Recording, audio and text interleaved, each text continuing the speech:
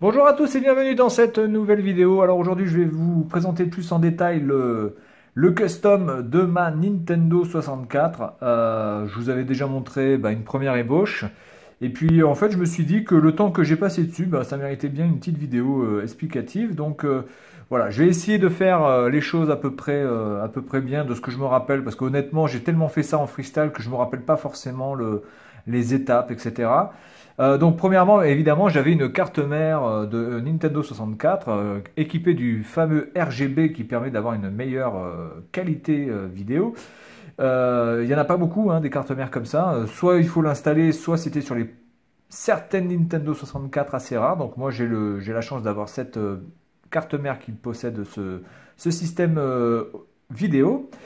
Donc, eh bien, écoutez, après j'ai acheté alors une boîte toute simple, une boîte genre fourre-tout où on peut mettre ce que vous voulez dedans, une boîte que vous pouvez trouver à Carrefour ou dans n'importe quel supermarché. Donc j'ai installé cette carte mère à l'intérieur. Alors évidemment, la boîte n'est pas assez grande, comme vous pouvez voir, ça dépasse. Mais globalement, c'est pas plus mal d'ailleurs que ça dépasse. J'aime bien. En fait, franchement, que ça dépasse, ça me dérange pas trop. Alors en fait, comment j'ai procédé? Eh bien, il n'y a pas de clou, il n'y a pas de vis. J'ai tout fait à base de pistolet à colle et de ruban adhésif type masking tape ou Chatterton. Alors le Chatterton, c'est ce truc rouge que vous voyez là, qui permet aux électriciens de pouvoir câbler les fils ou se repérer par rapport aux couleurs de fils. Donc c'est un adhésif très élastique qui prend bien les formes, donc c'est du PVC en fait. Voilà, donc écoutez, j'ai mis la carte mère à l'intérieur. Alors pour faire les trous des 4 ports manettes, j'ai utilisé quoi? J'ai utilisé une clé à pipe avec une grosse douille, type on va dire 2 cm, 2 cm et demi, que j'ai chauffé à la plaque de gaz. J'ai utilisé ma plaque de gaz, c'était pas pour cuisiner, mais c'était pour chauffer la douille. Voilà, Et donc, une fois que c'était bien chaud, j'ai fait les trous de part et d'autre au niveau de la boîte.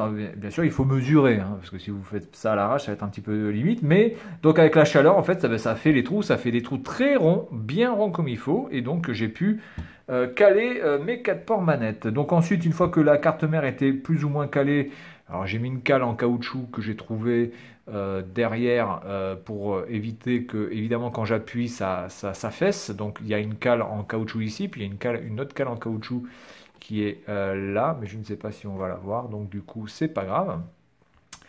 Voilà, donc une fois que tout était bien calé, j'ai collé aux différents endroits, ici, j'ai collé aussi tous les ports manettes ici devant, voilà, donc pour éviter évidemment que ça avance et que ça recule, surtout quand vous branchez une manette, en fait, ça pour éviter que ça parte vers l'arrière.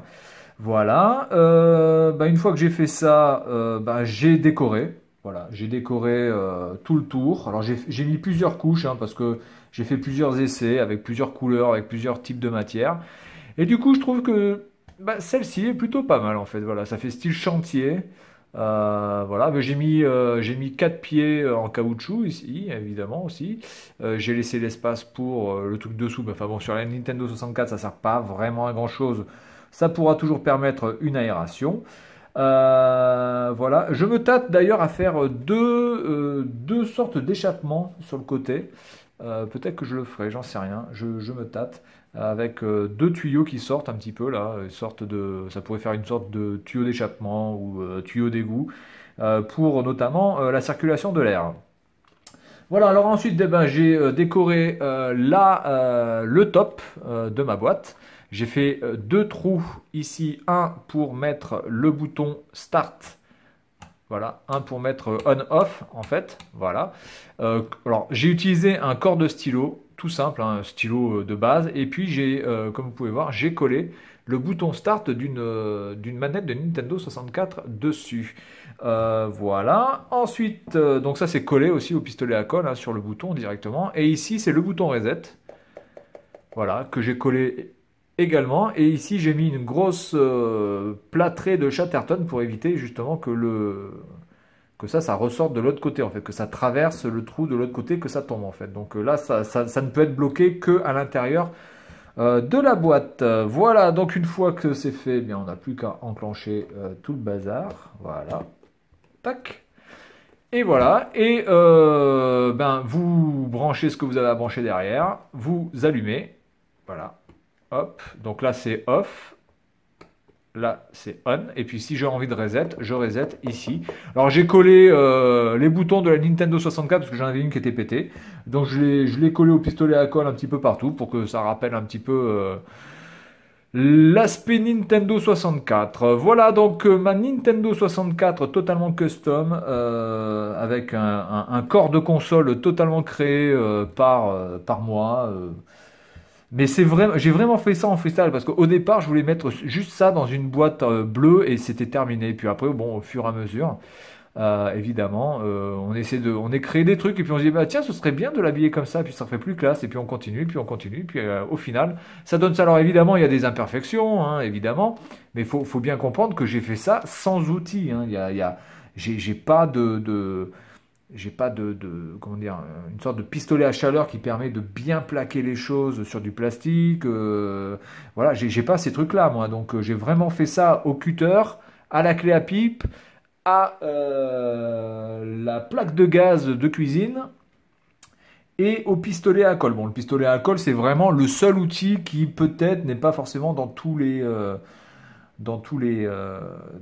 voilà, dans tous les ménages. Mais enfin, globalement, vous prenez même, voilà, vous prenez de la colle qui peut se faire instantanément là, une sorte de double patte là que vous pouvez coller en même temps et puis vous le fixez, ça fera exactement le même effet, sauf que le pistolet à colle c'est beaucoup plus pratique et on peut vraiment bien gérer les quantités et aussi la direction.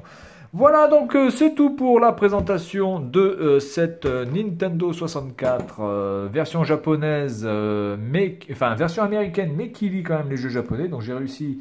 En fait, c'était juste le problème du connecteur ici qui était un peu sale. Donc, en fait, je peux lire les jeux américains, US et les jeux japonais sur cette console sans aucun problème. Voilà. Et puis là, vous avez le port manette. Et c'est enclenché. Voilà, donc c'est tout pour cette vidéo. Et puis j'espère que ça vous a plu. Puis surtout, ben, écoutez, si vous avez des cartes mères, évidemment de consoles à cartouche, hein, pas de consoles à CD parce que c'est un peu plus compliqué. En tout cas, des cartes mères de consoles à cartouche. Eh bien, je vous invite à créer des trucs comme ça, trouver une boîte et puis faire un petit peu comme bon vous semble. Ça peut être un très bon atelier avec vos enfants aussi, par exemple. Ça peut être vraiment très marrant et puis chacun peut le décorer un peu comme il veut. Voilà, donc c'est tout pour cette Nintendo. La Nintendo, non pas la Nintendo, c'est aux gosses. Petite référence aux trois frères. Voilà, donc c'est tout pour cette vidéo et puis moi je vous dis à la prochaine. Salut à tous.